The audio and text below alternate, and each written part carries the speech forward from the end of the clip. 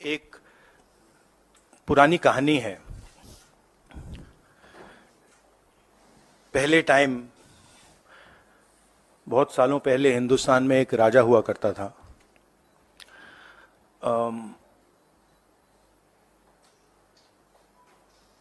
उसके खिलाफ सारे लोग खड़े हो गए थे। पूरी जनता,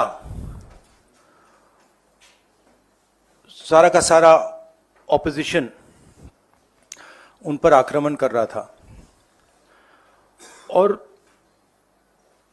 वो टेफ्लॉन जैसे थे। उन पर जितना भी आक्रमण करो कुछ होता नहीं था। तो थोड़े साल बाद जो ऑपोजिशन के लोग थे, जो उसको रेजिस्ट कर रहे थे, वो बाहर एक ऋषि बैठा रहता था, उसके पास गए। उसने कहा कि बताइए, हमें बात समझ नहीं आ रही है। हम इस राजा पर 24 घंटा आक्रमण करते हैं, जनता इसके खिलाफ है, कुछ होता ही नहीं है। जितना हम इस पे आक्रमण करते हैं ऐसा लगता है कि हम गलत जगह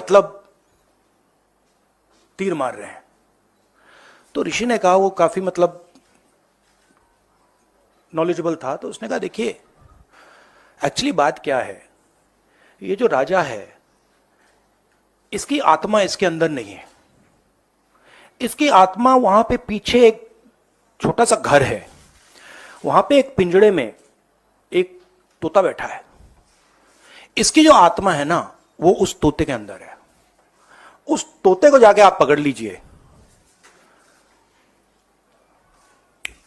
राजा खत्म हो जाएगा।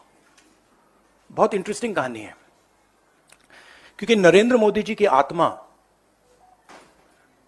अदानी में है। तोता कहीं बैठा है, राजा कहीं बैठा है, और बहुत समय के लिए सारी की सारी ऑपोजिशन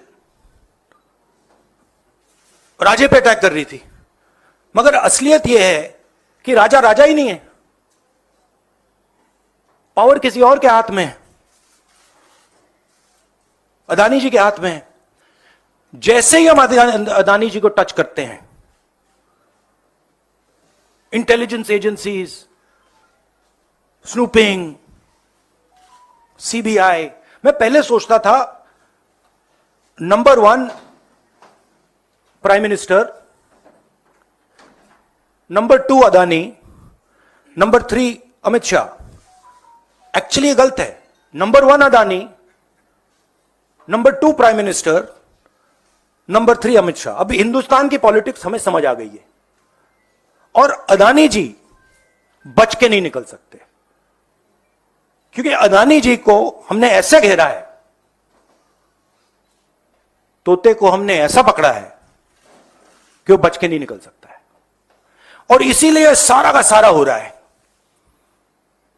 डिस्ट्रैक्शन पॉलिटिक्स, कि देश की निगाह, ऑपोजिशन की निगाह पिंजरे में बैठा हुआ तोते की ओर ना चले जाए। तो हमें काफी क्लैरिटी है।